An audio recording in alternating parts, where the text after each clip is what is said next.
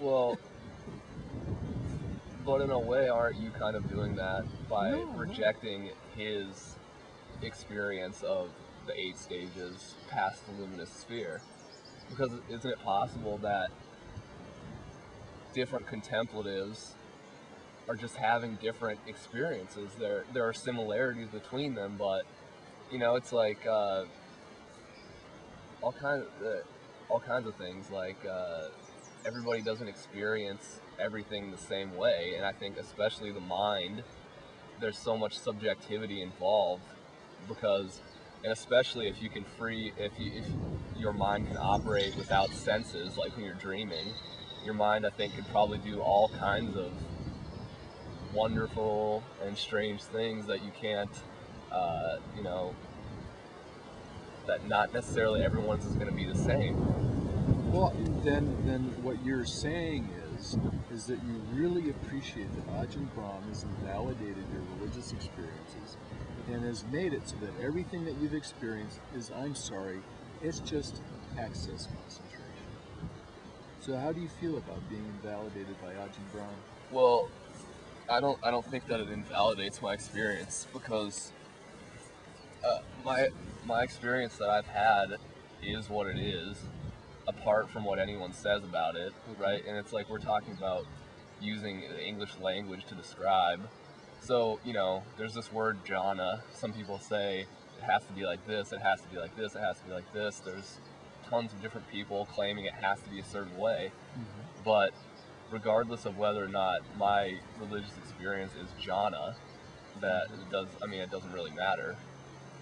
But the way I see it, I think it is. Well, I don't think the name is important, but if you're interested in enlightenment in this very lifetime, then you probably would like to understand, who got enlightened. Okay, so let's just look at it from this standpoint. Let's say that you're an individual that wants to be fully liberated or enlightened, spiritually enlightened in this very lifetime, and you'll do everything you can to get there. So now, what are you going to do? Presumably, you're going to try and figure out what enlightenment is based on studying somebody in the past who claimed that they had spiritual enlightenment, and you're going to study what they have to say, and you're going to go, well, is that enlightenment? And if so, I'm going to pursue that, right? That's part of it. That's part of it. Okay, and so let's say, both of us have studied Buddhism. So we're willing to consider that the Buddha was enlightened, and there's some description that there's a whole lot of debate about, right? The subtle nuances of enlightenment are deeply debated in the Buddhist community, and there's not a whole lot of agreement. So if there's not a whole lot of agreement there, then personally, as an individual who wants to be enlightened in this very lifetime, I would have to say, okay, there's not enough agreement here, plus there's no living Buddha that is stating that he's enlightened Buddha, right? And therefore, and even if there was one, I'm not sure if I would necessarily accept him or not, right? Well, right, you'd have to examine him. Right. Of course. Right. Okay. So... or her. I'm fully with you on that. As far as I'm concerned, women have just as much access to enlightenment as men do. And if any man claims that women cannot become enlightened, then that's proof that that individual is not enlightened. Okay. So in the Buddhist community, we've got a description that's highly contentious. There's not a whole lot of agreement. So we're going to have to then toss out Buddhism for now, present. We know we've got some framework, but there's so much disagreement in that framework, we're not sure what part of that framework is true and what part isn't true. Now, one way to kind of validate that framework a little bit is to do what Jeff Brooks did, and that is let's apply linguistic theory, which is go back to the earliest literature of Buddhism first and foremost. Secondly, apply linguistic theory to that earliest literature to see if the translations were actually translated properly. And of course, apply the method. If we don't apply the method, we're just an intellectual. So we've got to apply the method, which means leading a contemplative life and following the Noble Eightfold Path. At the same time that we're trying to work our way through this translating this document to make sure that it's translated properly. Now, Jeff Brooks has done that, and I've strengthened that framework. I believe I've strengthened that framework in two ways. By one, applying linguistic theory and going, oh wow, there's a lot of translation errors in the translation of Buddhist literature.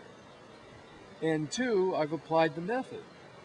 And I believe, I've looked at my meditation experiences, and I've looked at the description in the suttas, and for me, it's easy to go, oh yeah, sure, jhana is a material dimension of spiritual ecstasies, and the ayatanas are an immaterial dimension of spiritual ecstasies. To me, it's clear as can be, right? That I can map my experience upon my translation, but the translations that are out there, I have to toss out. I have to work on only my translation because the other ones don't seem to be there, and none of the translators, there doesn't seem to be any evidence that any of those translators were contemplators. We know Bhikkhu Bodhi's not a contemplative because he says he gets a headache when he practices meditation. Who's going to practice meditation on a regular basis if they get a headache when they practice meditation? Doesn't make any sense. So we can conclude Bhikkhu Bodhi might have meditated a few times in his life, but he had such an unpleasant experience with it that he doesn't practice meditation. So as far as I'm concerned, I'm not interested in Bhikkhu Bodhi's translations. He's not a contemplative, right? Okay. Well, So, I mean, his translation should be good enough for all the stuff that doesn't have to do with, right, that doesn't have to do with meditation. I agree. That for the abstract things, the bulk of the for the framework, his translation's pretty good. But for the abstract concepts, he seems to have gotten almost every one of them wrong. Why? Because he's not a contemplative, right? So that's fine. I'll use his translation as a rough draft. In fact, I do. I look at all the translations. When I'm translating a sutta, I look at every translation out there. And then I use 4 Pali to English dictionaries, and I write down every translation for every Pali term that shows up. And so I have this huge, mass, that I'm going through. And then I look at the translations, I see how they translate it, and for the most part, for me, the translations are way too literal. They don't read as English, and I